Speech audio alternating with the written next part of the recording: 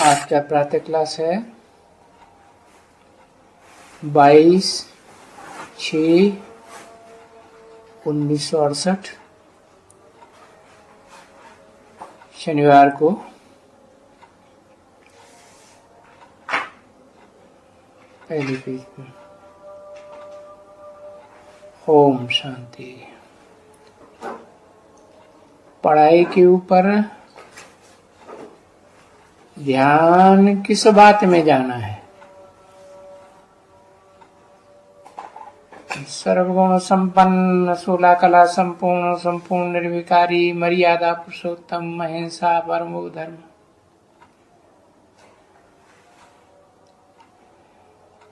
ये सभी गुण, ये हर एक को जांचना है कि अपन में ये गुण कहाँ तक आए हैं। क्योंकि जो बनते हो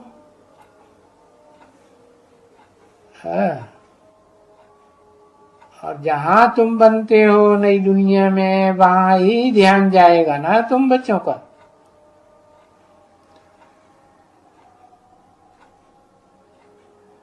अब ये होगा पढ़ने और पढ़ाने पर। फिर अपने दिल से पूछना चाहिए कि हम कितनों को पढ़ाते हैं।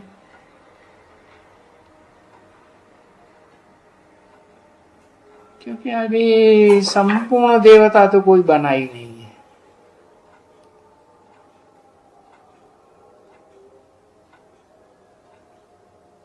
बना ही नहीं है। जैसे चंद्रमा संपूर्ण हो जाता है तो उसमें कितनी रोशनी आ जाती है।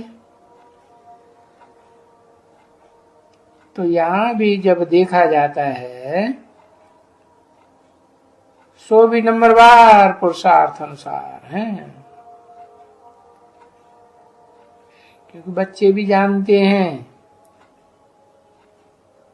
कि अभी टाइम तो बहुत पड़ा हुआ है। अभी जानते हैं कि ये इम्तिहान में तो अभी देरी है, तो भी एक एक बच्चे के ऊपर नजर तो धरते हैं ना। तो क्या कर रहे हैं? बाप कहते मेरे अर्थ क्या सर्विस कर रहे हो?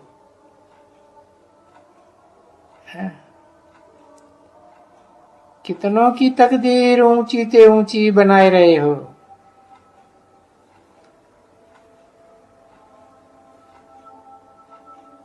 अब बाप फूलों की तरफ देखें तो यूं तो सभी फूल हैं। बच्चे कहते हैं बगीचा है और हर एक बगीचे में अपनी अवस्था को जानते हैं।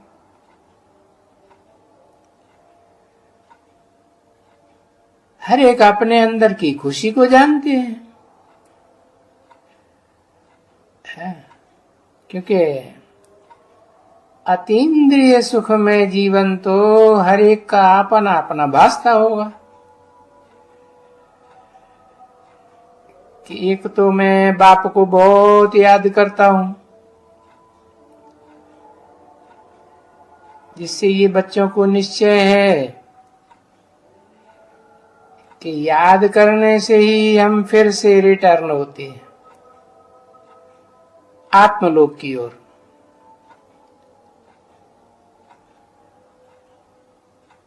देहभान छोड़ करके आत्म स्थिति की धारण करके फिर आत्मलोक में जाना है ना। तमो प्रधान से सतो प्रधान में जाना है। और सतो प्रधान तो नई दुनिया में होंगे।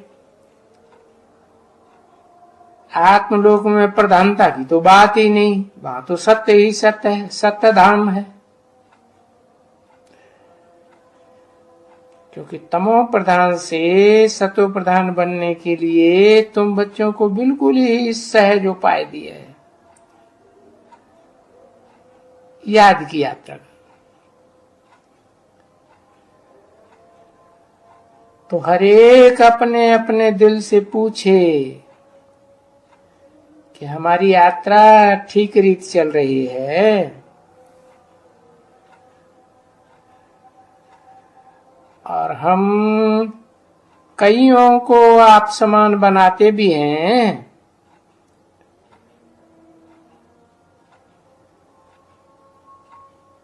क्योंकि ज्ञान की बुलबुलें तो हैं। अब कोई बुलबुले हैं, कोई मैना है, कोई पैरेट है ना बच्चे, सभी हैं, कोई न कोई तो है।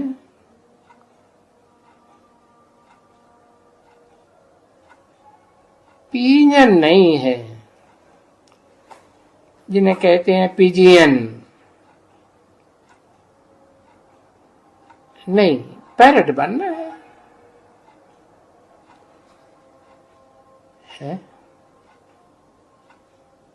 पिजियन में और पैरेट में क्या अंतर है?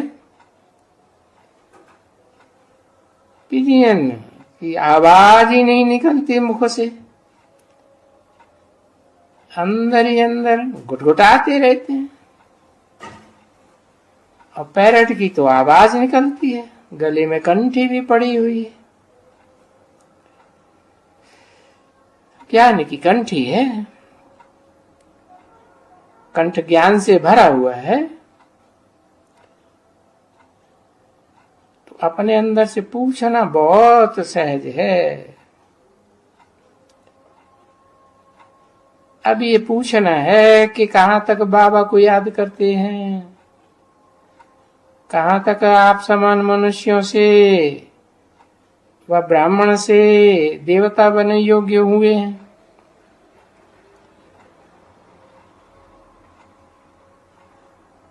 क्योंकि अभी तुम मनुष्य तो हो ही, तो जो भी मनुष्य हैं देखो, और सब मनुष्य देखने में आते हैं। देवता तो कोई देखने में नहीं आता। क्यों? क्योंकि मनुष्यों का मन चलायमान रहता है। देवताएं तो मन बुद्धि से स्थिर होते हैं, उनका कोई मन चलायमान थोड़े ही होता है, एकाग्र होता है।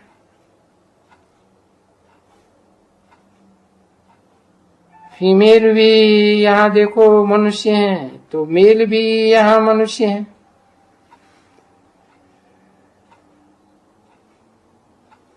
फिर उन मनुष्यों के बीच में तुम बच्चे हो जो दैवी गुण धारण करके देवता बन जाते हो,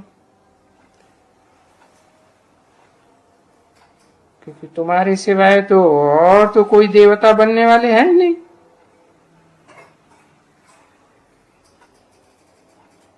अब जो भी आएंगे वो देवता बनेंगे।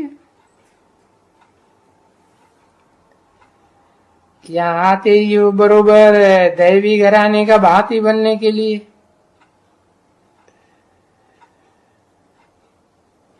तो वहां नई दुनिया में भी दैवी घराने की भांति हो, स्वर्ग में भांति हो, क्योंकि घर के भांति हो।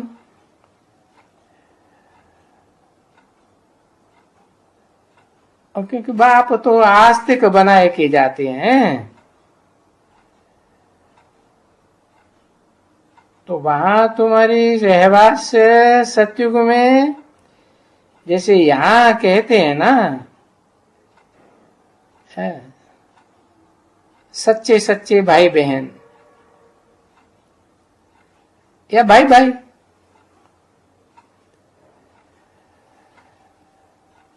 अब वहां नई दुनिया में तो तुम्हारे में कोई भी राग द्वेष वगैरह वगैरह जरा भी नहीं होगा। क्योंकि दैवी परिवार बनते हो।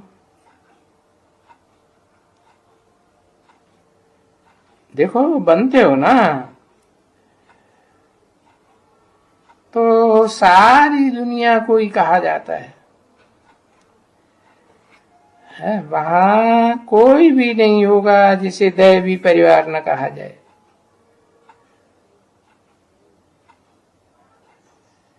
कि हम दैवी परिवार के बनने के लिए खूब पुरुषार्थ करते हैं और पढ़ाई भी कायदे अनुसार बिल्कुल, कोई एक दिन भी हमारा नागा नहीं रहता, और नागा रहना भी नहीं चाहिए। वास्तव में बीमार भी हो जाए, अगर खाट पर भी पड़ा हुआ हो तो भी मुख में शिव बाबा की याद, बुद्धि में शिव बाबा की याद रहे ना, क्योंकि इसमें सुख है, इसमें सुख मिलता है। मुख तो चलता नहीं है, भक्ति मार्ग में मुख से बोलते रहते हैं, यहां तो नहीं चलता। आत्मा जानती है कि हम बाबा के बच्चे हैं और अभी बाबा हमको घर ले चलने के लिए आया है। तो देखो कितनी सहज बातें हैं। बल बीमारी में भी पड़े हुए हैं,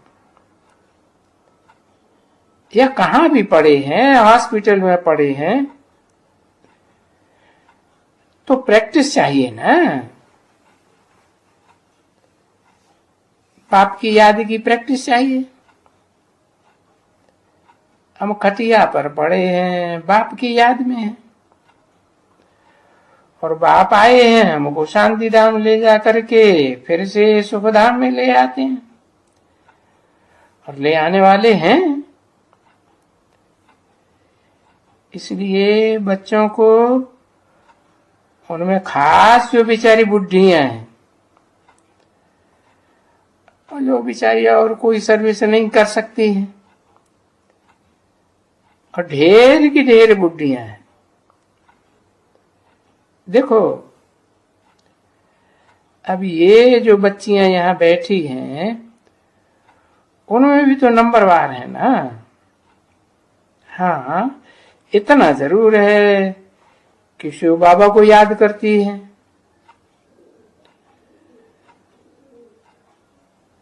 जो वो बात है कि अवर संग बुद्धि का योग तोड़ एक संग जोड़ना, ऐसी जोड़ने वाली तो है। ये तो बाबा समझते हैं कि यहां तो ऐसी सब ही होंगी, कोई को भी सिवाय शिव बाबा के और किसकी भी याद नहीं होगी। परंतु यहां तो ऐसे ही है कि पिछाड़ी तक इतनी मेहनत करनी है, कितनी, कि सिवाय एक शिव बाबा के और किसी की याद ना आए।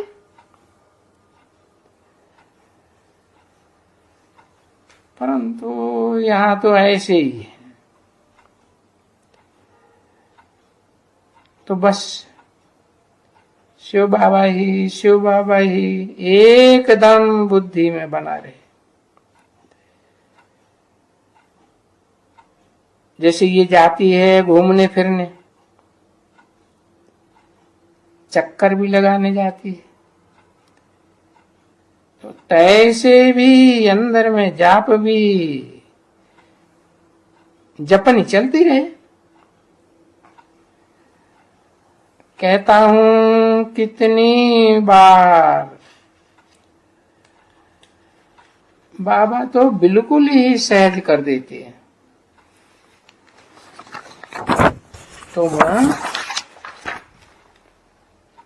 तुम भी चलने चलाने की तुमको ऐसी कोई दरकार नहीं रहती है, जैसे आप ही चलते रहते हैं।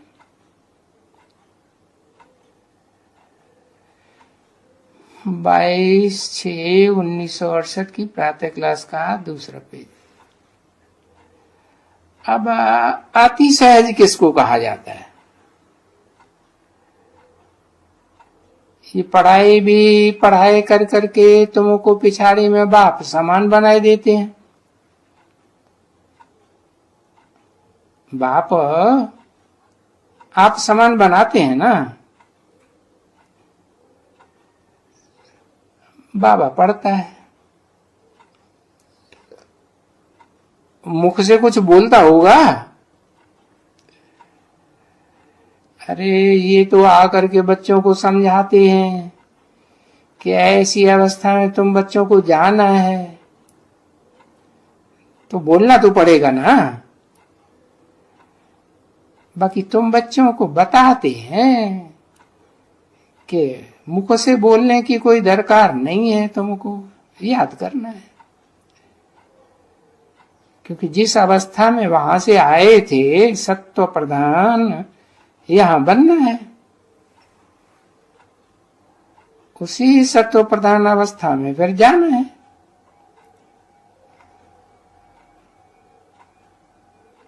फिर उसी सत्व प्रधान अवस्था में आना है।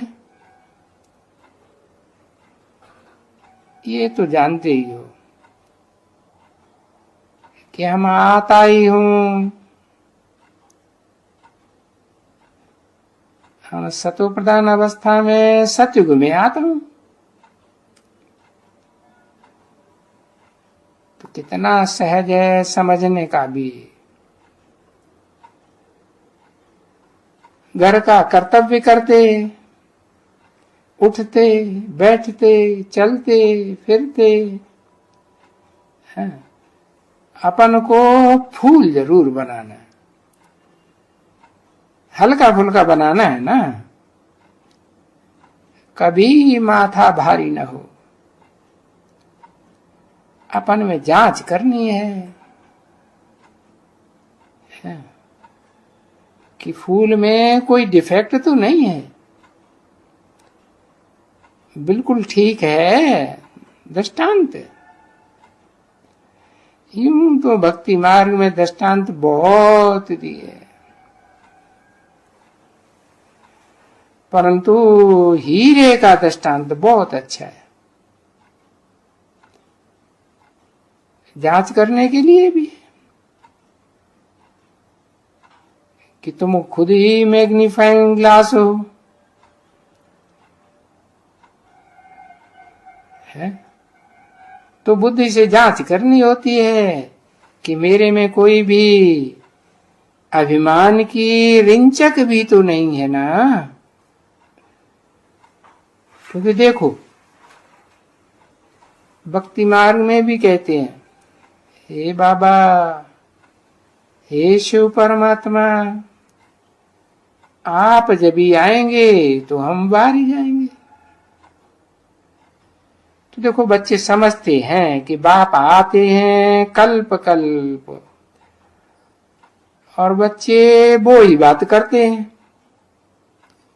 अंजाम करते हैं ना कि आप जब आएंगे, देखो कितनी सहज बात है। जब आप आएंगे तो बुलाते हैं, ओ बच्चे मैं आ गया, दिल में आ जाता है और याद आती रहे। क्यों याद दिला रहे हैं ना। तुम कहते थे भक्ति मार्ग में कि आप जब आएंगे तो आ तो गया है, तब हम अवर संग बुद्धि का योग तोड़ और ग्रस्त व्यवहार में रहते हुए आप में ही बुद्धि लगाएंगे। अब देखो इसमें मेहनत तो बहुत है। फिर तुमको ऐसे समझना थोड़े ही है कि याद करने में भी बहुत मेहनत है।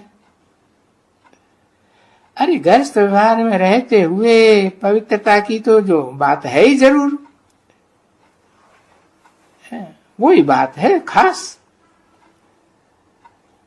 कमल फूल के समान हल्का फुल्का रहना है। सो भी फूल देखो, भांति भांति के फूल होते हैं। कमल का फूल देखो, गुलाब का फूल देखो, कहा जाता है ना। यूं कमल का दृष्टांत तो उनका देते हैं, है?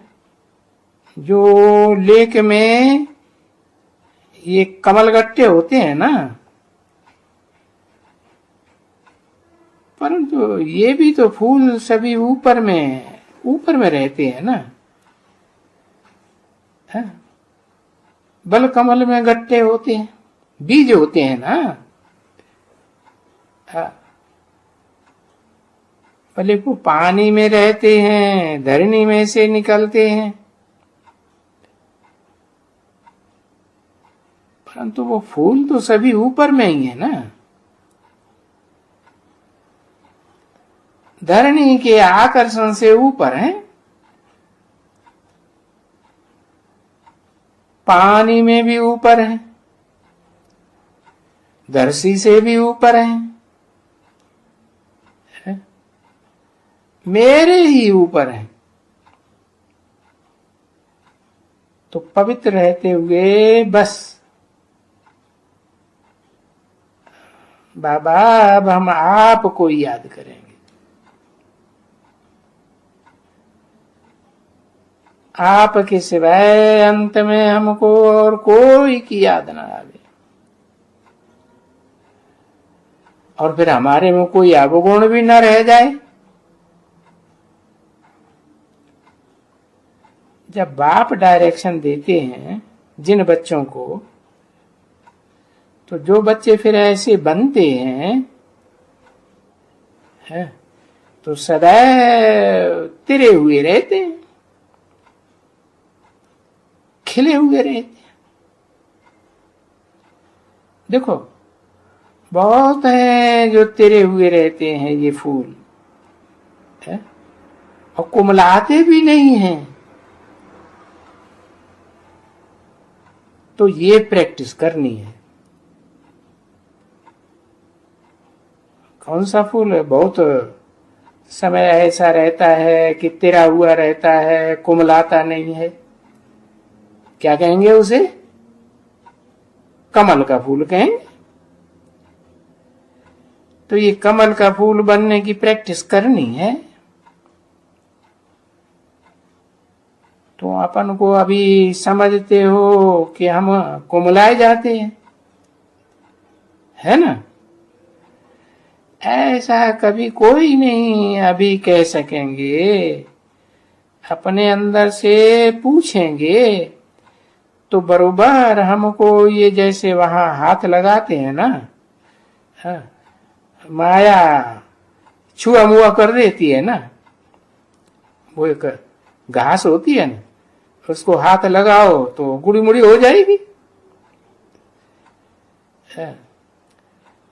ऐसे हम बस थोड़ा ही छूने से हमसे पढ़ते हैं या दुखी हो जाते हैं। तो ये तो हरेक अपने अपने अंदर अपने आप से अपनी अवस्था को देखे कि हमारे में देवभान तो नहीं आता है। और बाप भी देखते हैं, समझते हैं।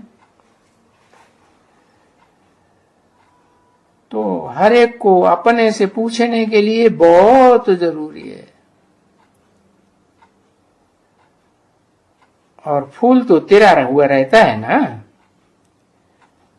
उत्तरी हुई शकल देखने से ही मालूम पड़ जाती है कि कितना हर्षित रहती है और कितना बाप की सर्विस में रुचि लेते हैं। याद और सेवा, सेवा और याद, और कुछ सूझता ही नहीं इन बच्चों को। भले कोई समझे या न समझे, अरे जागे या ना जागे, लेकिन हमें तो सेवा करनी है?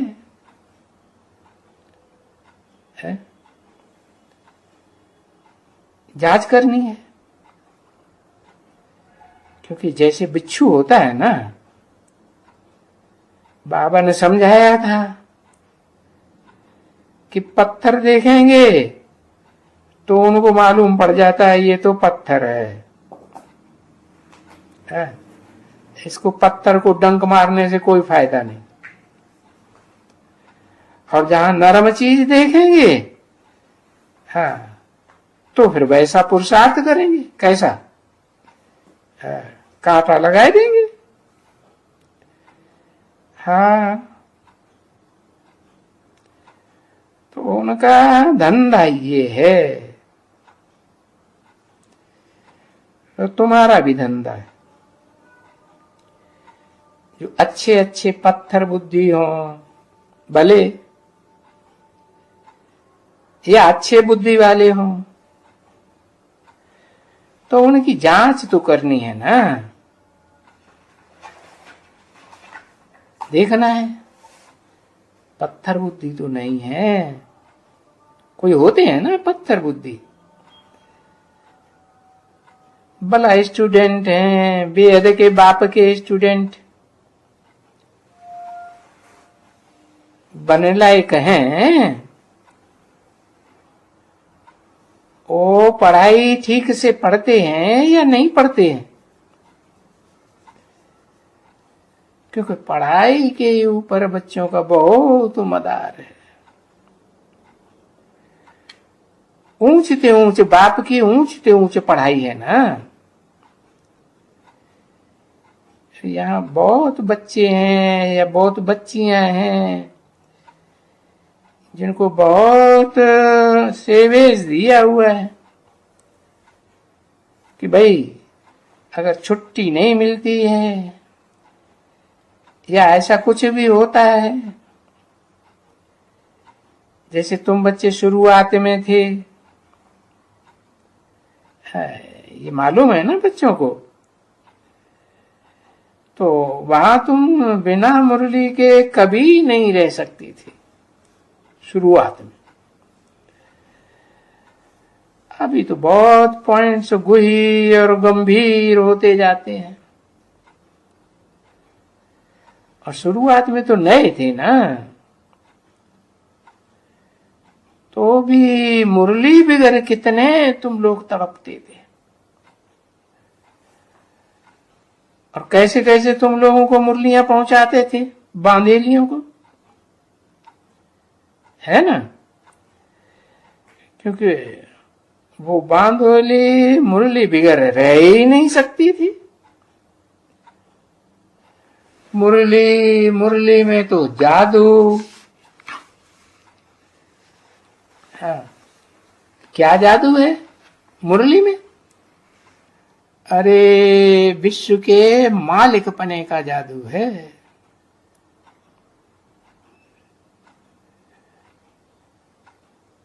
22 जून 1968 की प्रातः क्लास का तीसरा पेज,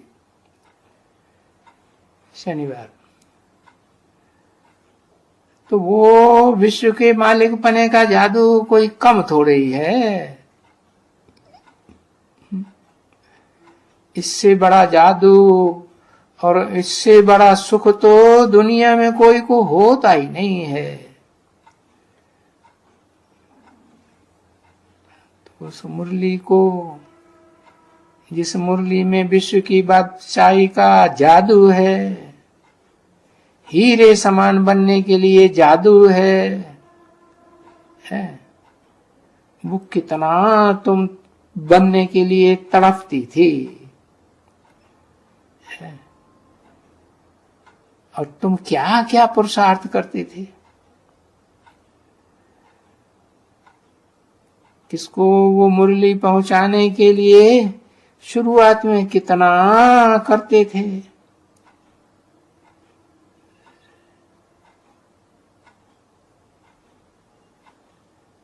अभी वो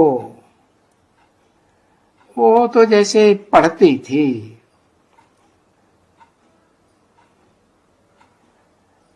तो जैसे मुफ्त का पढ़ती थी।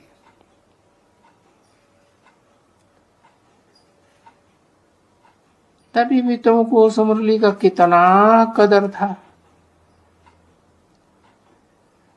और कैसे भी करके तुमको मुरली पहुंचाई जाती थी।